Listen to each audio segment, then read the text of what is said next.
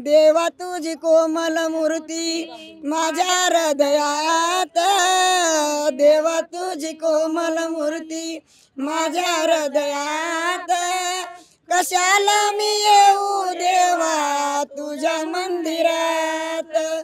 असं म्हणतात पंढरीची वारी ही सांगण्याचा विषय नाही किंवा ऐकण्याचा विषय नाही, पाहण्याचा विषय नाही, तो अनुभवण्याचा विषय असतो. आणि जे वारकरी, जे माऊली ही वारी अनुभवतात, ते वारकरी, ते माऊली काय बोलतात याबद्दल, त्यांचा अनुभव काय सांगतो, त्यांची अनुभूती काय सांगते, ते कसे राहतात, त्यांची सोय वगैरे. खरं तर वारीचं असं चित्र असतं की कोणतंही मॅनेजमेंट नसतं, ते स्वयंपूर्ण, ते स्वतःच्या याने शिस्त लावलेली असते. अगदी शिस्तप्रिय असणारे हे वारकरी जेव्हा जेव्हा पुण्यात येतात किंवा कुठेही त्यांचा थांबा असतो, मुक्काम असतो, तेव्हा अशा स्वरूपांचा त्यांचा मुक्काम असतो, तुम्ही बघाल.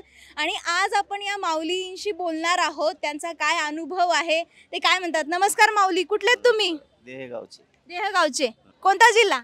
परभणी. परभणीचे. हो. आणि किती वर्षांपासून वारी करताय? तिसरं वर्ष. तिसरे वर्ष. हो. काय वाटतं वारीमध्ये अनुभव? आनंद वाटतो. आनंद वाटतो. हो. काय तो आनंद तुम्ही कसा व्यक्त करू शकता? असं भजनामध्ये करतो. आराम करतायत सगळे. कुठले तुम्ही माऊली? आम्ही देवळगावचे. देवगावचे. परभणी. हो. तुम्ही? देवळगावचे.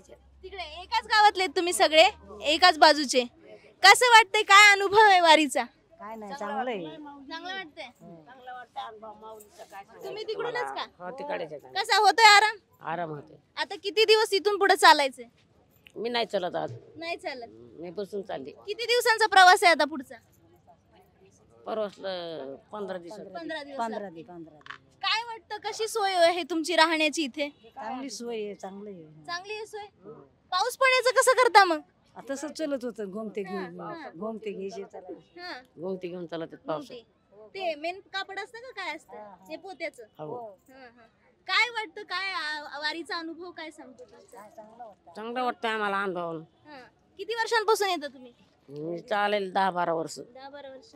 काय वारीमध्ये आल्यावर जरा मोकळं वाटतं, सुट्टी मिळाल्यासारखी कामातनं, शेताच्या कामातनं? हो हो शेती आहे गावाकडे? हो आहे ना. आता शेतीची पेरणी वगैरे कोण करते मग? लेक येत ना, सुना लेक. ते बघून घेतील. हो. हा, हा. काय वाटतं, तुम्ही काय सांगाल? नाही, हेच पेरणी हे करतात ना पोरं, हा. चांगलं वाटतंय.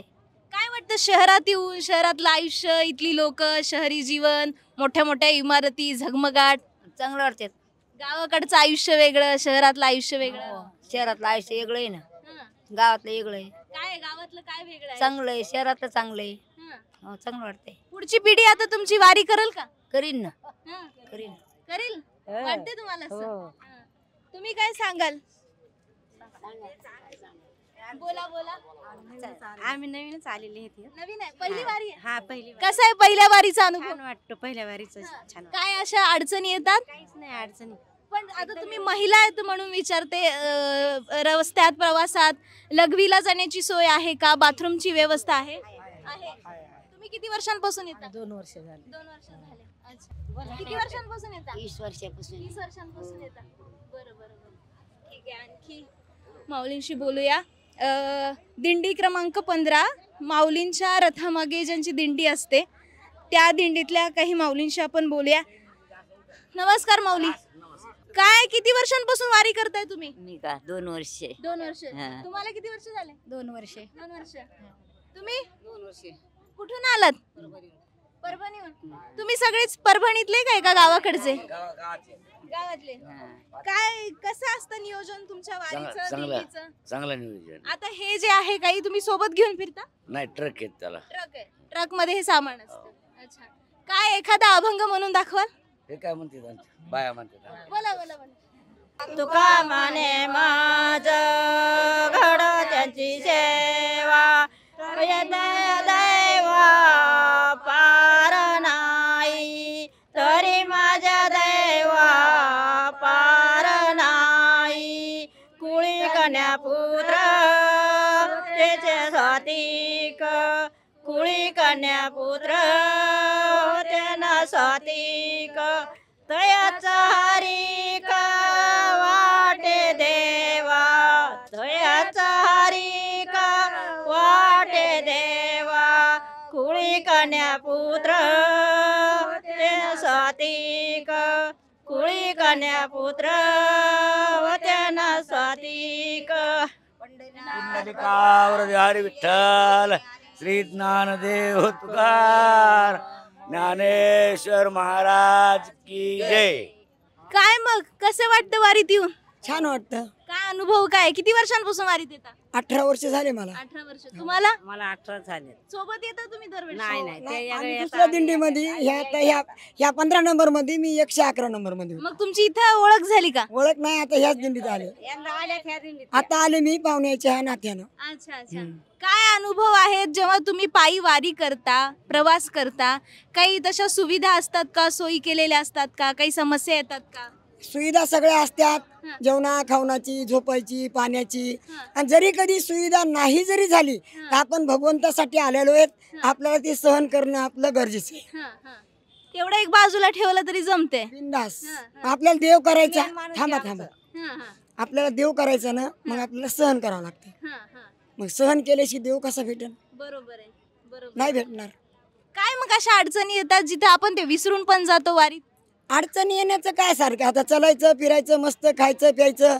असं कोणी तुम्ही वारीमध्ये कोणी असं दिलं तर त्याच्या बारीला लागायचं नाही. बारीला लागलं की समजा आपली काहीतरी नुकसान होणार, आपले माणसं पुढं जाणार मागं जाणार. ते बारीचं बिरीचं काय घ्यायचं नाही, आपल्या दिंडीतलंच खायचं आणि वाटायला चालायचं, चालत राहायचं. रामकृष्ण हरी म्हणे. आणि आता इकडे आलात म्हणल्यावरती घरातलं कोण बघतंय? घरचं, शेताचं, हे सगळे कोण बघतंय? आपण जे घर सोडलं, आपण वारीला आलोत तर आपण घरी लक्ष द्यायचं नसतंय. फोन वगैरे येतात मग घरून? फोन येतात खुशाली आनंद बोलायचा. घरची आठवण येते? अजिबात नाही. इकडं जरी गेलं तरी घरची आठवण येणार नाही. कसं म्हणजे आता पुढची पिढी तुमची जी कोणी असेल, सुना असतील, तुमचे लेक असतील, ते येतील वारीमध्ये? आम्ही गेल्याच्या नंतर तर त्यांना असं मला वाटतं की महिनाभर दिंडीला नाही जरी आलं तर त्यांना पंढरीची वारी अखंड करावी, माझी वारी सोडू नये, हेच आम्हाला म्हणायचं. तुमच्या पिढीने हे पुढे कायम करावं, चालू ठेवायचं. चालू ठेवावं. अजून बोलूयात आपण यांच्याशी. काय चांगलं वाटतंय महिनेवारीला आलेलं. आता घरचं ध्यान होत नाही, लेकरं बाळ आहेत तरी काही विषय नसते घरचा. तेवढी सुट्टी मिळते की तुम्हाला वारीची? वारकरी निमतानं मिळते सुट्टी, आराम मिळतो, आराम मिळतो. चांगलं वाटतंय माया वारीला आल्याबद्दल, असं बरं वाटतंय. इतर म्हणजे पूर्ण वर्षभर सासूचा धाक असतो, कोणाचा धाक नवऱ्याचा असतो, वारीत कोणाचा धाक नसतो, कोणाचंच नाही, कधीच नसतंय. चांगलं वाटतंय.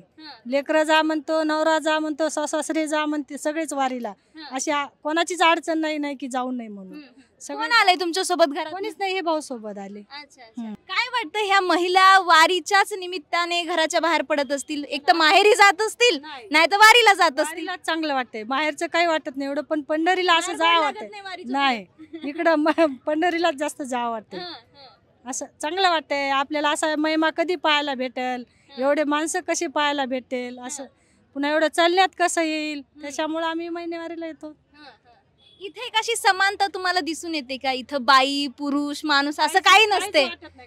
स्वयंपाक सगळे पुरुष स्वयंपाक करतात, बाया स्वयंपाक करतात. म्हणजे ही समानता आपल्याला घरी दिसून येत नाही. घरी पुरुष कामाला हात लावत नाही, बायकाच करतात.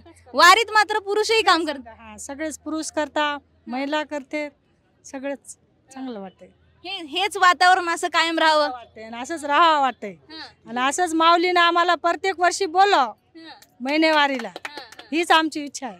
अभंग घेता? घ्या घ्या घ्या. पुंडलिकावर देव विठ्ठल श्री ज्ञानदेव तुकाराम पंढरीनाथ भगवान की जय. माऊली ज्ञानेश्वर महाराज की जय. जगद्गुरु संत तुकाराम महाराज की जय.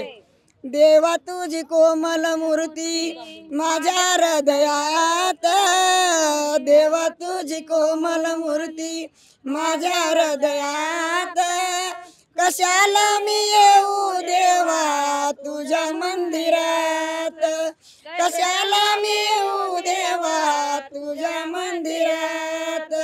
नाही केले दान धर्म या जन्मात, नाही केले दान धर्म या जन्मात. कशाला मी येऊ देवा तुझ्या मंदिरात. कशाला मी येऊ देवा तुझ्या मंदिरात. नामा म्हणे अपमान भजन कीर्तनात, नामा म्हणे अपमान भजन कीर्तनात.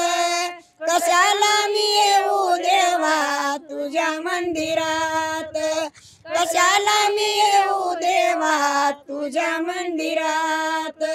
देवा तुमची चरणी सेवा जनीच्या हृदयात, देवा तुमची चरणी सेवा जनीच्या हृदयात. कशाला मी येऊ देवा तुझ्या मंदिरात, कशाला मी येऊ देवा तुझ्या मंदिरात. गोपाळ कृष्ण भगवान की जय, पंढरीनाथ महाराज की जय.